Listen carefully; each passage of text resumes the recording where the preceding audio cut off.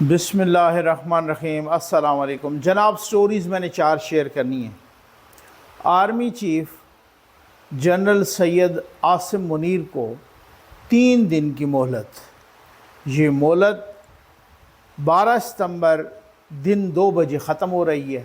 ये कैसी मोहलत है, ये कैसी वार्निंग है, बहुत ही गंभीर किस्म की सूरत हाल है। इस पे बात करेंगे। और मैं सदर जरदारी के बयानात का पाबंद नहीं हूँ, ये बिलावल साहब ने कहा है, इस पे भी बात करेंगे। और हमने सफ़ीरों को कायल कर लिया है, पाकिस्तान के निगरान वज़ीर ख़ारजा, इस पर भी बात करेंगे। मोहम्मद बिन सलमान इंडिया पहुँच गए और हम मुँह तकते रह गए, इस पर भी बात करेंगे। लेकिन सबसे पहले चैनल सब्सक्राइब कीजिए, जो घंटी का निशान है उसे प्रेस कीजिए, ताकि हर नई आने वाली वीडियो आप तक पहुंचती रहे, ख़ुद ब खुद पहुंचती रहे। हमारे जो वाटर प्रोजेक्ट्स हैं, हमारे जो व्हील चेयर प्रोजेक्ट्स हैं, अल्हम्दुलिल्लाह अल्लाह के करम और आपके ताउन से ज़ोर शोर से चल रहे हैं। मैं उसकी एक एक डिटेल आपके साथ शेयर कर रहा हूँ। फ़र्दर डिटेल ये नंबर डिस्प्ले हो रहा है, इससे पूछ लीजिए। आप दुखी इंसानियत, प्यासी इंसानियत के लिए ज़फ़र नकवी वेलफेयर फाउंडेशन के साथ मिलके एक वाटर प्रोजेक्ट ज़रूर लगवाइए।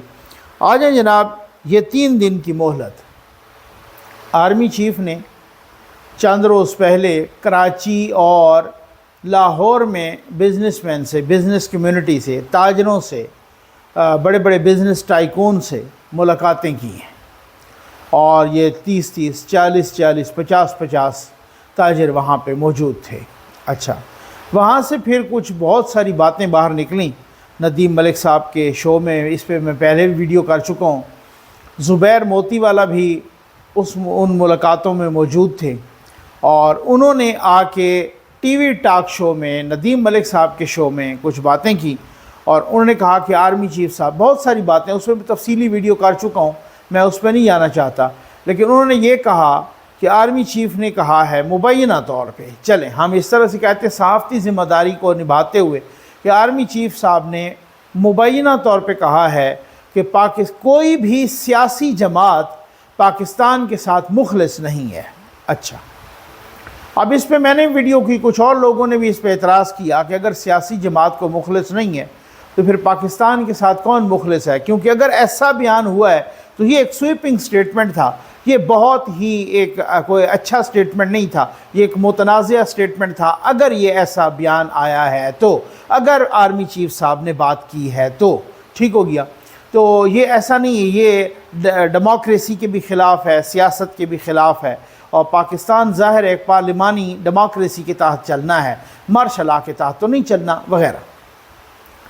इस पर फिर शाहज़ेब खानज़ादा के प्रोग्राम में अकील करीम रेडी साहब आए और वो भी उसी मुलाकात में उसमें शामिल थे। तो उन्होंने कहा कि जी उनसे जब ये उनको ज़ुबैर मोतीवाला का ये जो बयान सुनाया गया, तो उन्होंने कहा जी नहीं, मुझे तो नहीं पता, और मैं भी उस मुलाकात में मौजूद था और मैंने तो कोई नहीं सुना ऐसा बयान, इस तरह का बयान आर्मी चीफ साहब। अच्छा, अब ये 2 कंट्रडिक्टरी बयान आ गए, दोनों ही चशमदीद गवाह, दोनों ही उधर मौजूद, कोई तीसरे बंदे ने इस पे बात नहीं की। ठीक। अच्छा, इसका बेहतरीन जो हल और जो बेहतरीन उसूल है ना, अच्छा, ज़ुबैर मोतीवाला ने अपनी बात की तरदीद भी नहीं की और वो अपनी बात पर कायम भी है। मैंने तो नहीं देखा कि उन्होंने कोई तरदीद की हो या उन्होंने कहा हो कि नहीं जी ये बयान गलत था या मैंने वैसे ही कह दिया या इस तरीके से, तो वो उन्होंने कोई तरदीद नहीं की। इसका जो बेहतरीन उसूल था वो ये होता कि जी देखें, जब ज़ुबैर मोतीवाला ने कहा है उसकी तरदीद भी नहीं आई, वो अपनी बात पे भी कायम है, एक दूसरे बंदे ने भी कह दिया कि आर्मी चीफ साहब ने ऐसा नहीं कहा। तो इसका बेहतरीन हल ये है कि एक छोटी सी प्रेस रिलीज़ आ जाती या DGISPR की तरफ से एक ट्वीट आ जाता, ताकि उसकी वो सारा का सारा जो सूरत हाल मुबहम थी, जो कन्फ्यूजन थी, वो दूर हो जाती। अब आज एक तकरीब से ख़िताब करते हुए एमल वली ख़ान ANP के जो सूबाई सदर भी हैं, उन्होंने बहुत ही कड़ाकेदार किस्म का बयान दे दिया है।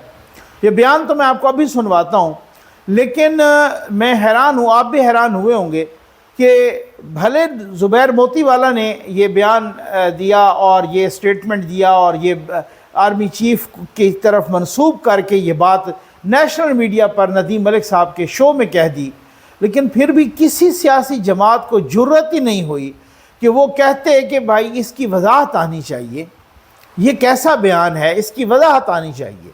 میں حیران ہوں ویسے کہ بھائی، اور یہ تو بہت بڑی بات ہے کہ وہ آرمی چیف سے وضاحت مانگیں یا وہ ISPR سے وضاحت مانگیں یا وہ جس طریقے سے، وہ تو بہت سارے لوگ تو فیصل ووڈا روزانہ بیٹھ کے ٹی وی پر سیاسی جماعتوں کے خلاف وہ بول رہا ہوتا ہے اور پوری جمہوریت کے خلاف، کسی کو فیصل ووڈا کی بات کا جواب دینے کی بھی جرأت نہیں ہے۔ جمہوریت وہ لولی لنگڑی ہو چکی ہے، سیاست وہ دفن ہو چکی ہے۔ یہ ایمل ولی خان نے کیا کہا ہے، یہ بیان تو بہت ہی دمنگ قسم کا بیان ہے، یہ ذرا آپ سن لیجئے، دیکھ لیجئے کہ یہ ایمل ولی خان کیا کہہ رہے ہیں۔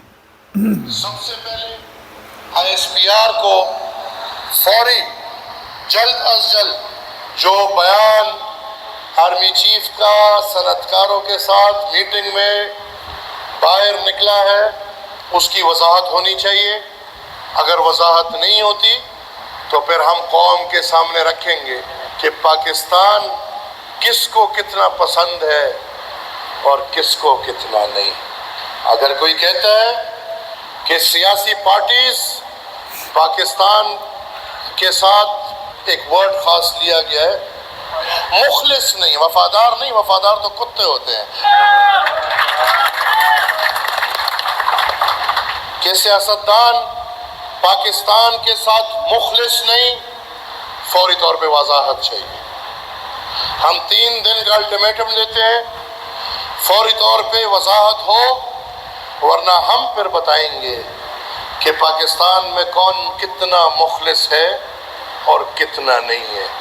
تو وہ پھر ہم جناب پاکستان کی تاریخ کا پہلا پاکستانی آرمی چیف ایوب خان سے شروع کر کے 5واں تک پھر بتائیں گے کہ پاکستان کے ساتھ ان کا کتنا پیار ہے۔ ہم تو پھر بھی بے تنخواہ ہیں، جو تنخواہ اور مراد لیتے ہیں ان کا کتنا پیار ہے۔ ہمیں مجبور نہ کیجئے اس سے پہلے کہ پھر وہ ایک الگ ڈائلاگ شروع ہو جائے۔ میرے خیال میں ISPR کو فوری طور پہ اس کی وضاحت دے دینی چاہیے۔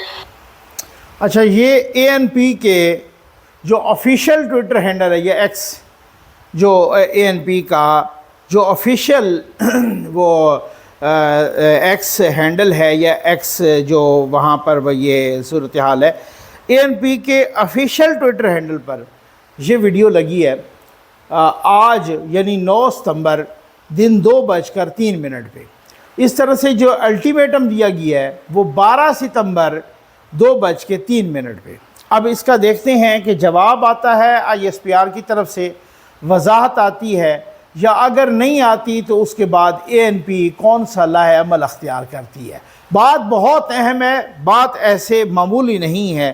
اور آجیں بلاول بھٹو زرداری صاحب کے بیان پہ، کل آصف زرداری صاحب نے کہا تھا کہ مجھے پورا اعتماد ہے الیکشن کمیشن پہ، اور وہ حلقہ بندیاں کروانے کا بھی پابند ہے، یعنی کہ 90 روز والی بات نہیں، وہ جب چاہے کروا لے، ٹھیک ہے نا، اور حلقہ بندیاں کروائے گا اس کے بعد الیکشن ہو۔ آج بدین میں بلاول بھٹو سے یہ سوال پوچھا گیا، بلاول بھٹو زرداری صاحب سے، صحافیوں نے پوچھا کہ جی آپ تو کہہ رہے ہیں کہ 90 دن کے اندر آپ کی ساری پارٹی بھی کہہ رہی ہے، اور کل زرداری صاحب کا یہ بیان آیا ہے۔ بلاول بھٹو زرداری صاحب نے کہا ہے کہ میں گھر میں جو گھریلو معاملات ہیں ان میں آصف علی زرداری کی بات ماننے کا پابند ہوں، لیکن جو سیاسی معاملات ہیں، جو پارٹی کے معاملات ہیں، اس میں آصف علی زرداری کی بات ماننے کا پابند نہیں ہوں، بلکہ میں اپنی سینٹرل ایگزیکٹو کمیٹی جو CSE تھی، اس CSE ہے، اس کی بات ماننے کا پابند ہوں۔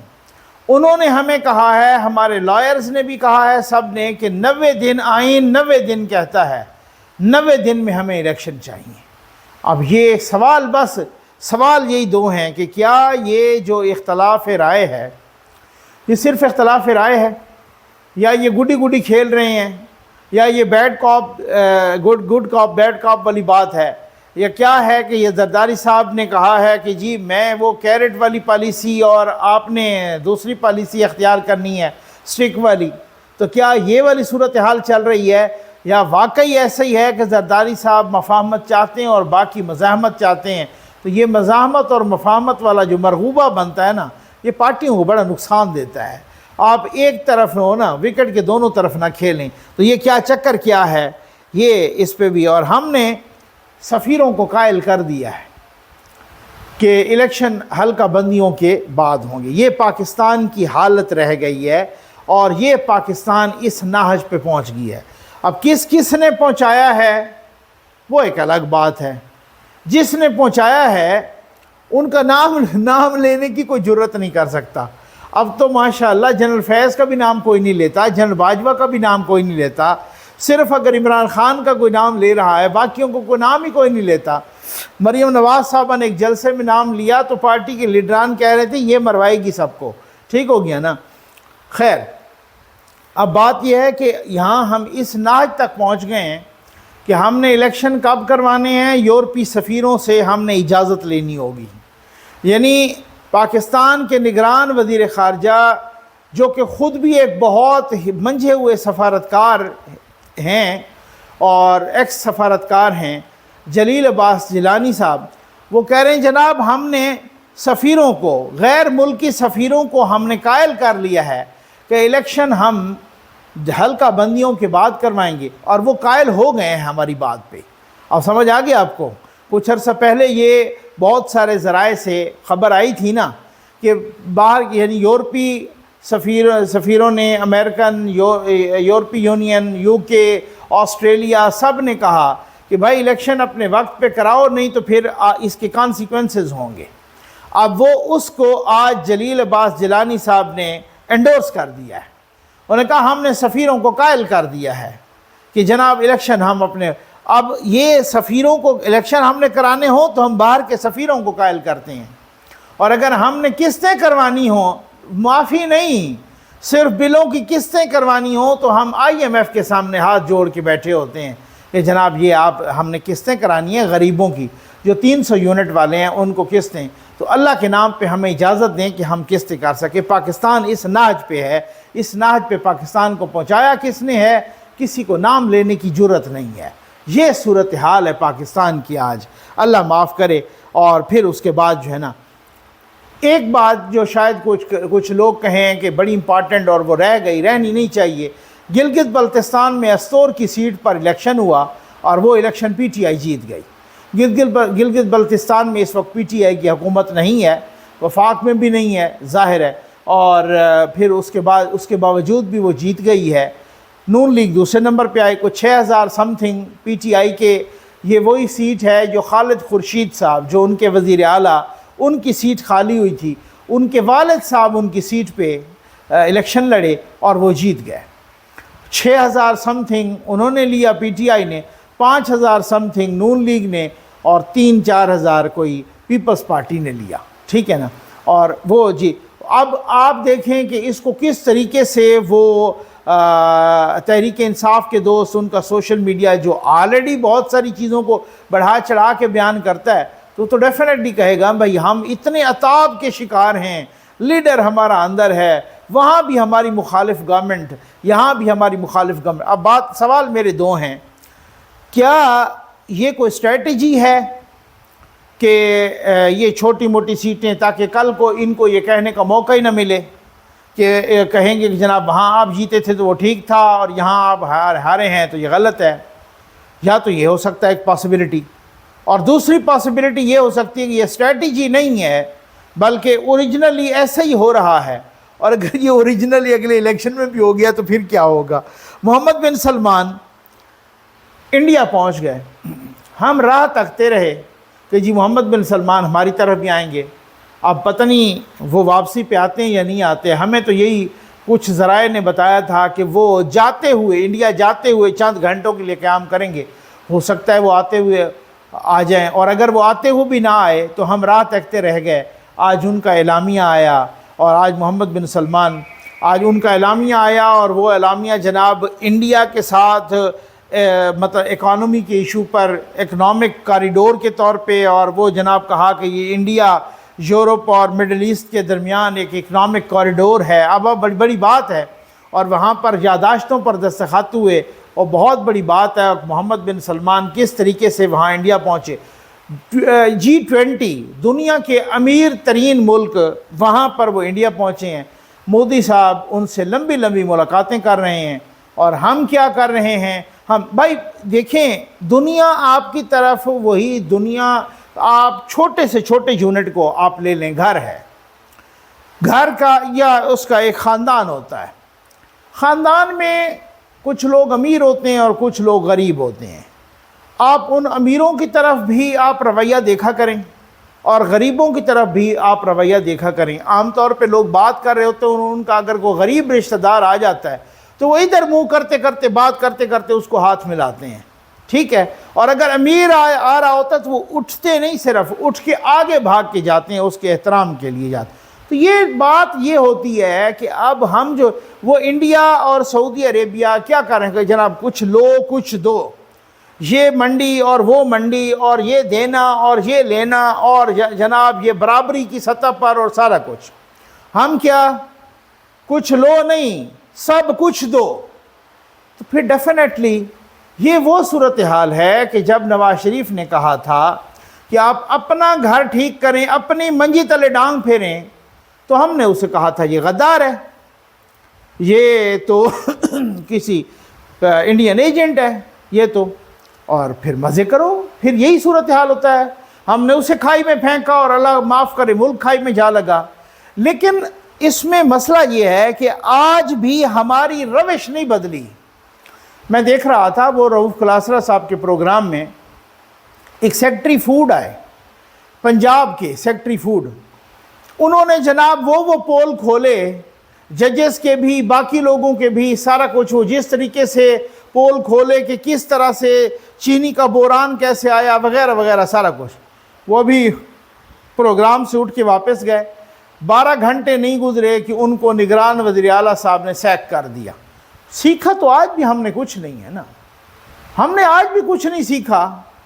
بھائی کہہ رہے ہیں کہ آپ اگر ذمہ دار نہیں ہیں بجلی کے بلوں کے یا پیٹرول کے یا مہنگائی کے یا سارا چیزیں، تو جن کی مفت آ رہی ہے، جن کو 2,000 یونٹ ریٹائر کو بھی مفت دے رہے ہیں، آپ پیٹرول بھی مفت ہے، ان کے خانساں میں نوکر مالی سب کچھ، گاڑیاں، ٹرانسپورٹیشن، کھانا پینا سب کچھ فری ہے، ان کی تو بند کر دیں، سوال ہی پیدا نہیں ہوتا۔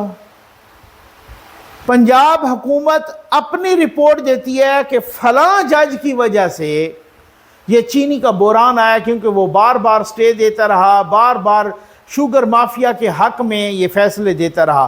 اسی جج کو انہوں نے 3.25 کروڑ کا قرضہ دے دیا ابھی، اور بلا سود، بغیر کسی مارکپ کے۔ تو ہم نے سیکھا کب ہے؟